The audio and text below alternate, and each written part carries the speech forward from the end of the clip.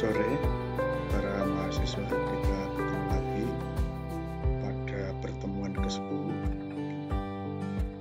Saya ingatkan sekali lagi untuk mengisi daftar hadir di Siakat dan untuk sambil menunggu teman-teman yang mengikuti kuliah ini, kita tunggu 5 menit nanti kita mulai perkuliahan.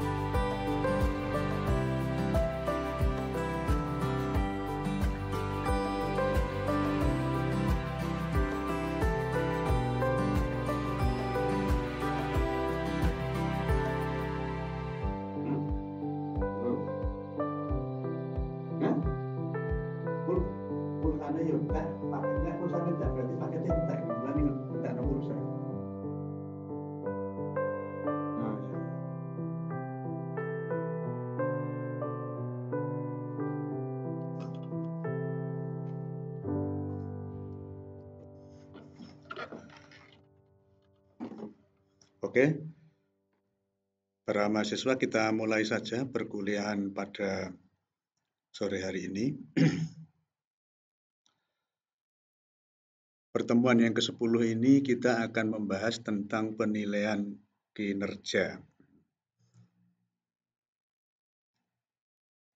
Dari pertemuan ini, kemampuan akhir mahasiswa yang kita harapkan adalah mahasiswa mampu memahami dan menjelaskan analisis laporan keuangan dan pengukuran kinerjanya. Itu yang kita harapkan dari pertemuan yang ke-10 ini. Oke. Apa yang dimaksud dengan kinerja? Definisi penilaian kinerja. Jadi kita lihat dulu penilaian kinerja itu apa. Penilaian kinerja merupakan penentuan secara periodik efektivitas operasional suatu organisasi, bagian organisasi dan karyawannya yang berdasarkan sasaran, standar, dan kriteria yang telah ditetapkan sebelumnya. Jadi penilaian kinerja adalah ditentukan secara penentuannya adalah secara periodik ya. Untuk mengetahui efektivitas operasional suatu perusahaan organisasi atau bagian dari organisasi dan karyawannya yang berdasarkan sasaran, standar, dan kinerja yang ditetapkan sebelumnya. Karena organisasi pada dasarnya dijalankan oleh manusia, maka penilaian kinerja sesungguhnya merupakan penilaian atas perilaku manusia dalam melaksanakan atau sebagai peran yang mereka mainkan dalam sebuah organisasi. Jadi perilaku manusia yang kita nilai. Sedangkan pengertian kinerja keuangan adalah penentuan ukuran-ukuran tertentu yang dapat mengukur keberhasilan suatu perusahaan dalam menghasilkan profit. Jadi kinerja keuangan itu adalah penentuan ukuran tertentu yang dapat mengukur keberhasilan suatu perusahaan dalam menghasilkan kinerja, menghasilkan laba. Ya.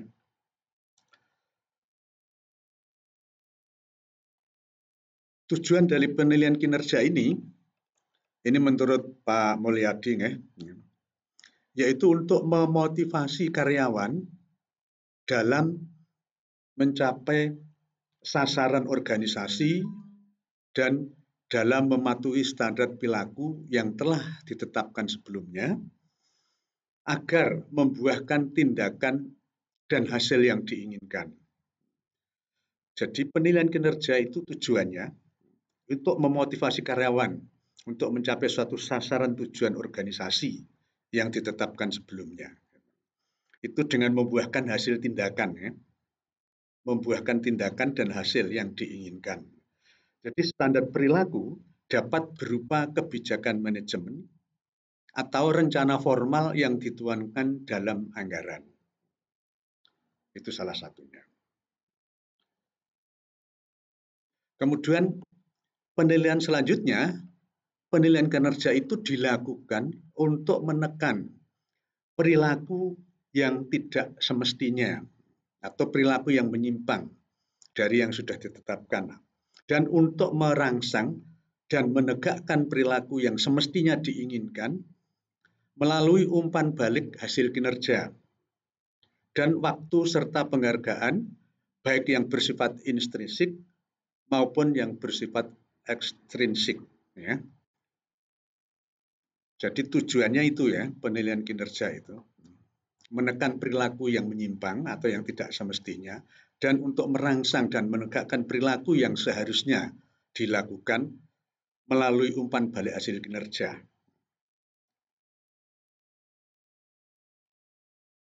Manfaat penilaian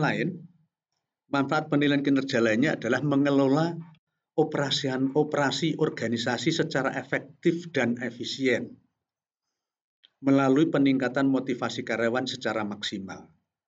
Jadi manfaat penilaian kinerja itu akan mendorong para karyawan atau pelaku organisasi itu berperilaku secara efektif dan efisien dan juga dengan melalui memotivasi karyawan secara maksimal. Manfaat lainnya lagi adalah membantu mengambil keputusan yang bersangkutan dengan karyawan seperti promosi, transfer, pemberhentian, penghargaan, dan lain sebagainya. Jadi manfaat penilaian kinerja sampai mengarah kepada penghargaan prestasi karyawan. Kita lanjut.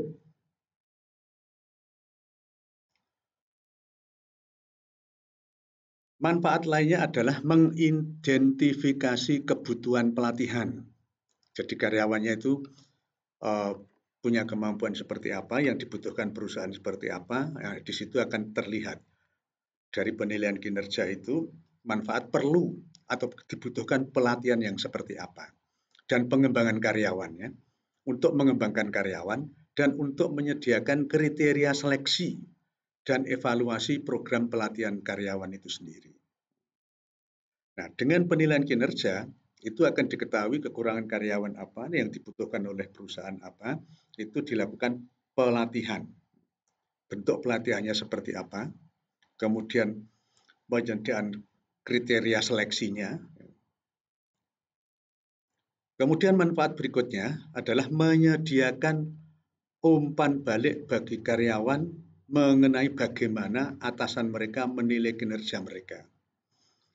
Jadi, dengan penilaian kinerja ini, karyawan akan mengetahui bahwa pimpinan mereka, atasan mereka itu menilainya dengan kriteria-kriteria tertentu yang sudah ditetapkan.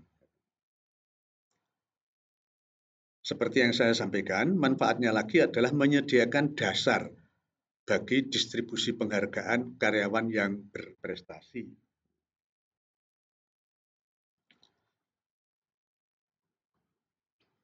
Kita lanjut.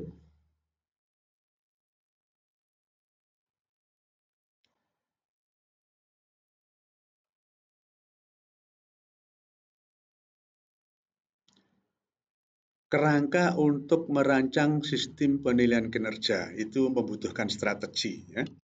Membutuhkan strategi untuk menyusun kerangka, merancang sistem penilaian kinerja. Jadi strateginya kita lihat apa yang penting untuk diukur. Jadi itu kita identifikasi dulu apa yang penting untuk diukur. Kemudian apa yang diukur atau diselesaikan. Itu harus jelas. Ya. Setelah ditentukan yang diukur dengan yang diselesaikan itu, kemudian apakah yang diselesaikan itu ada imbalannya atau tidak, ukuran imbalan. Kalau sudah selesai imbalannya berapa, diselesaikan dengan imbalan atau diberi imbalan. Ya. Kemudian apa yang sudah diberi imbalan itu benar-benar sesuatu yang penting. Jadi imbalan diberikan itu untuk sesuatu yang penting. Jadi strategi inilah sebagai dasar untuk merancang sistem penilaian kinerja.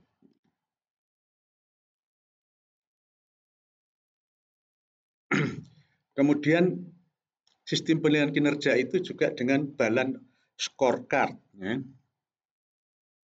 Itu juga bisa dilakukan adalah scorecard, balance scorecard. Balance scorecard adalah contoh dari sistem pengukuran kinerja di mana setiap unit bisnis harus memiliki tujuan dan mengukur dari 4 perspektif. Ini minimal ya, dari 4 perspektif. Yang pertama adalah perspektif finansial.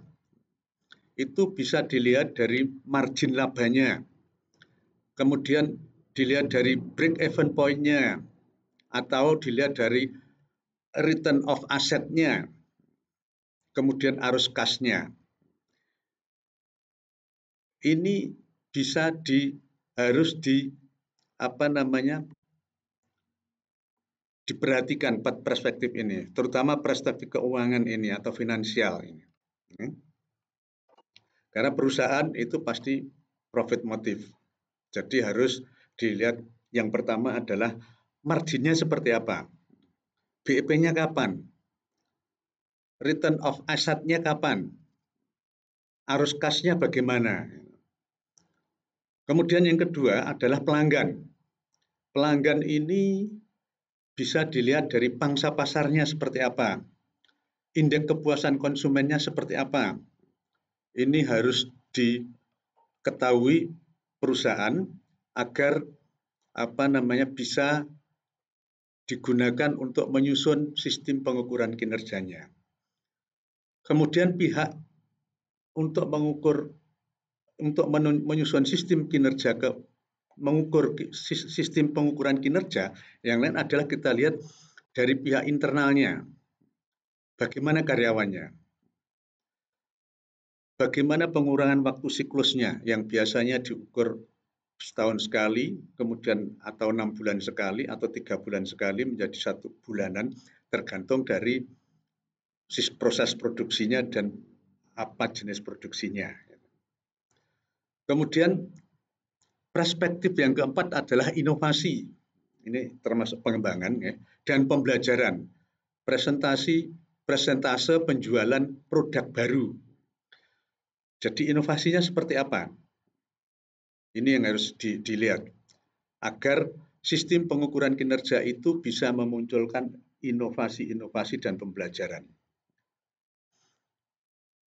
Jadi balance of scorecard adalah membantu keseimbangan antara penilaian strategik yang berbeda dalam usaha mencapai tujuan yang sesuai, kemudian mendorong karyawan agar bertindak untuk kepentingan yang terbaik bagi perusahaan atau organisasi. Sampai di sini ada yang ditanyakan? Kita lanjut. Sistem penilaian kinerja dengan pertimbangan tambahan. Ya. Jadi ukuran hasil dan pembangkitnya. Sistem penilaian kinerjanya dengan pertimbangan tambahan. Jadi dilihat dari ukuran hasil dan pembangkitnya. Pengukur hasil merupakan hasil dari strategi pembangkit merupakan pengukuran strategi yang mendahului. Jadi strategi pembangkit merupakan pengukur strategi yang mendahului. Kemudian ukuran finansial dan non-finansial. Ukuran finansial itu ukuran keuangannya, dan non-finansial itu merupakan ukuran yang non-keuangan.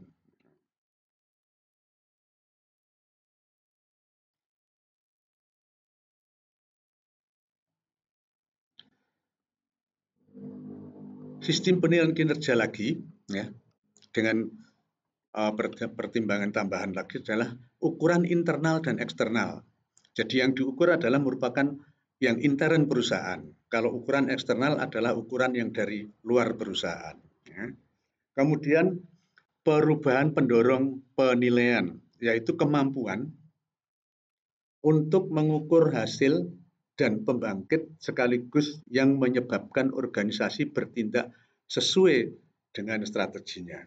Jadi, perubahan pendorong penilaian itu mampu untuk mengukur hasil dan pembangkit sekaligus yang menyebabkan organisasi bertindak sesuai dengan strateginya.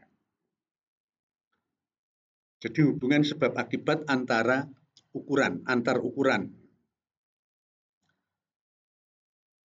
Perspektifnya adalah inovasi dan pembelajaran. Kemudian ukurannya adalah keterampilan dan manufakturing. Ukurannya itu. Kalau perspektif bisnis internal itu ukurannya adalah hasil dan waktu siklus pemasaran. Kalau perspektif konsumen itu ukurannya adalah survei kepuasan konsumen. Kalau perspektif finansial ukurannya adalah pertumbuhan penerimaan penjualan. Gitu ya. Kita lanjut lagi. Faktor keberhasilan ukuran non-finansial. Jadi faktor keberhasilan itu cukup banyak, tetapi yang bisa dipakai ukuran keberhasilan yang non-finansial adalah yang pertama, pemesanan. bagaimana perkembangan tentang pemesanan ini? Ada perkembangan tidak? Atau ditentukan pemesanan kalau sudah sekian, itu berarti sudah mencapai BIP misalnya. Jadi pemesanan harus di atas itu. Jadi baru boleh ada margin labanya. Gitu ya. Kemudian faktor non finansial lagi, apakah ada pemesanan yang dibatalkan? Semakin banyak pemesanan yang dibatalkan, itu akan menjadi semakin buruk. Jadi itu harus dijadikan ukuran. Pemesanan yang bisa ditoleransi adalah sekian. Kalau di atas sekian, itu berarti produk itu gagal. Kalau di bawah, kalau tidak ada pembatalan pemesanan, artinya mulai dari bahan baku menjadi bahan jadi dan pemasarannya itu berjalan dengan ideal. Kemudian pangsa pasar. Pangsa pasar ini terkait dengan promosi atau target penjualan. Ya. Pangsa pasar itu target penjualan. Kalau bisa mencapai target penjualan, berarti pangsa pasarnya bagus. Jadi pangsa pasar itu harus ditentukan standarnya, ukurannya berapa. Kemudian pemesan dari pemain kunci. Pemesan dari pemain kunci ini adalah semacam cabang ya, bukan cabang ya, agen ya. Pemain kunci itu agen. Jadi agen atau yang memegang merek kita di sana di daerah tertentu itu setiap bulannya pesanannya 100 kata. Nah, itu dipakai ukuran. Kalau naik berarti produk itu berjalan baik. Kalau turun berarti produk itu kurang baik.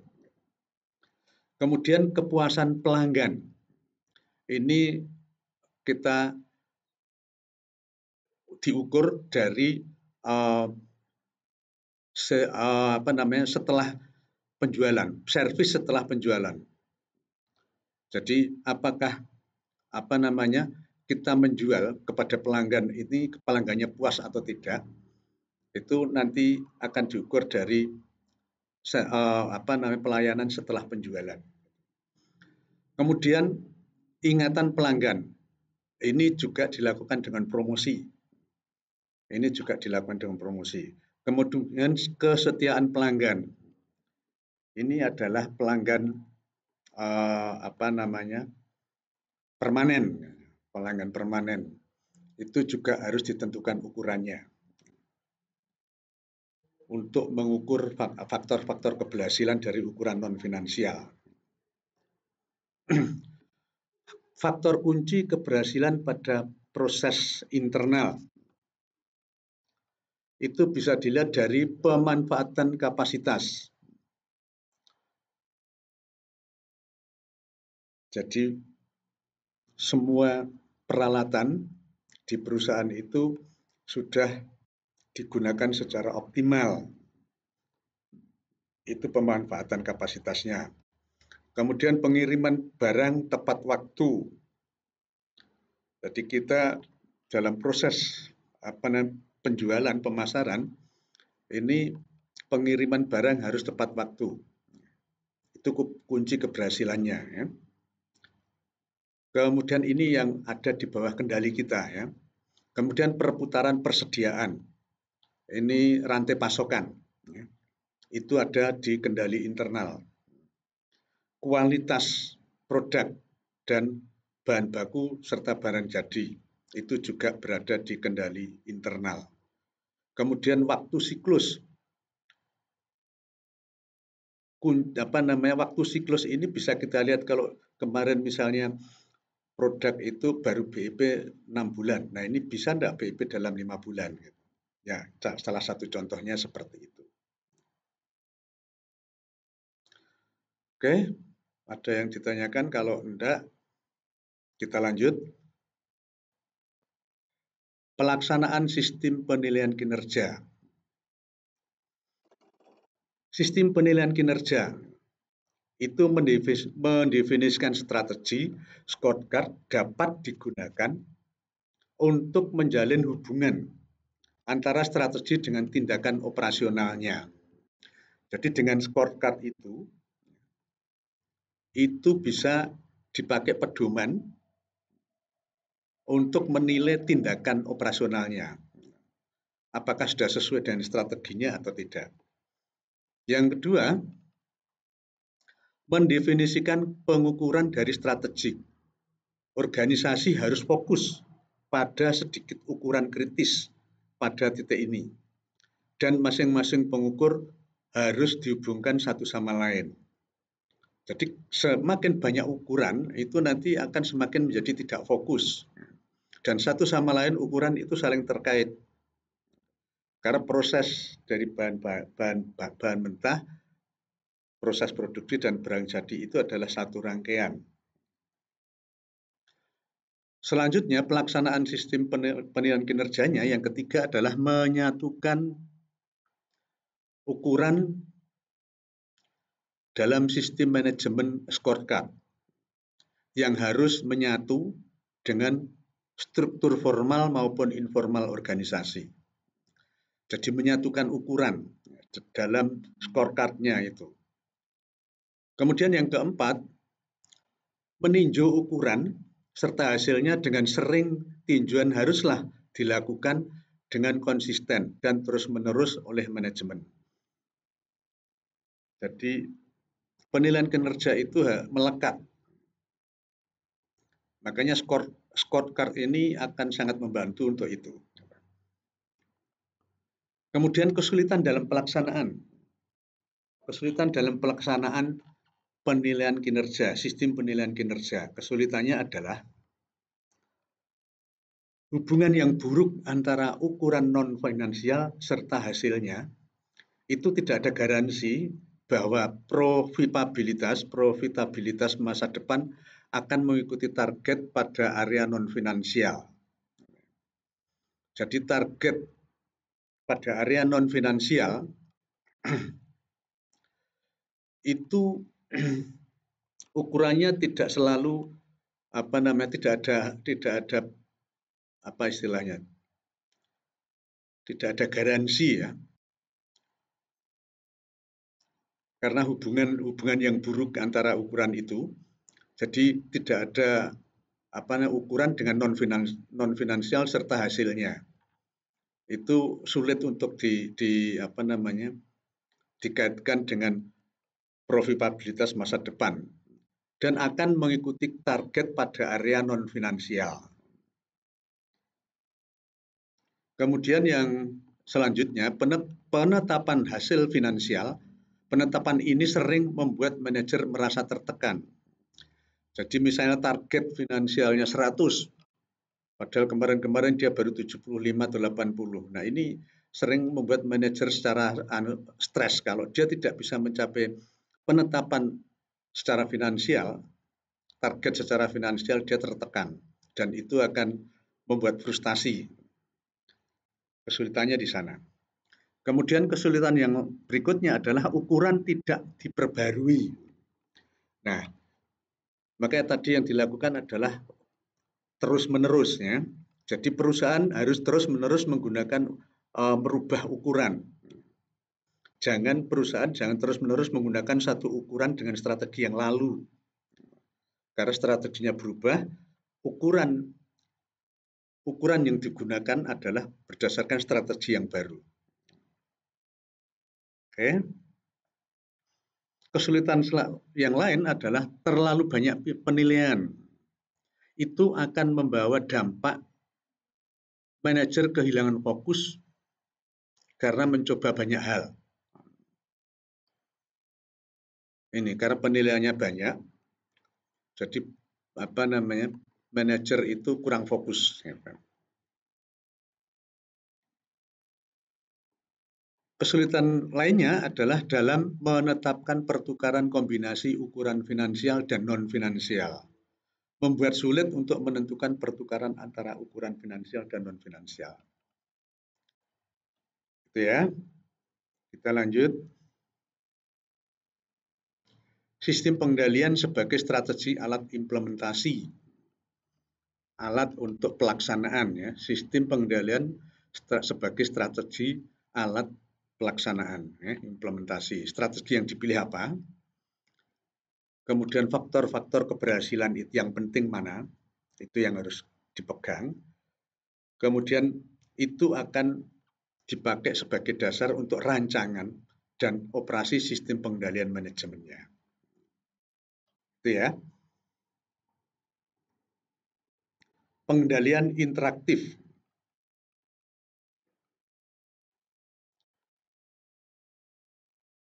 Pengendalian interaktif, karakteristik pengendalian interaktif yaitu adalah seperangkat informasi pengendalian manajemen memberikan tanda mengenai ketidakpastian strategik. Jadi pengendalian interaktif itu juga akan mempengaruhi ketidakpastian strategiknya. Eksekutif senior menangani informasi secara serius. Kemudian manajer pada tiap level memfokuskan perhatian pada informasi yang dihasilkan sistem. Atasan, bawahan, dan rekan kerja bertemu untuk menyimpulkan dan membahas implikasi dari informasi bagi tindakan strategik di masa datang. Untuk itu dibutuhkan rapat atau pertemuan secara periodik untuk menghindari terbentuknya debat antar manajer di setiap level. Jadi sistem pengendalian manajemen hari ini itu akan mempengaruhi strategi di hari esok.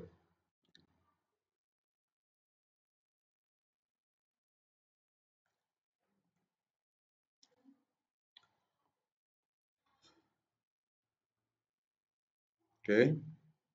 Kemudian sistem pengendalian strategi sebagai alat formasi, jadi ketidakpastian strategi itu akan mempengaruhi formasi tatanan, ya, akan mempengaruhi formasi, sehingga manfaat seperangkat informasi pengendalian manajemen secara interaktif itu akan menyusun formasi, sehingga memunculkan strategi baru. Demikian, ada pertanyaan?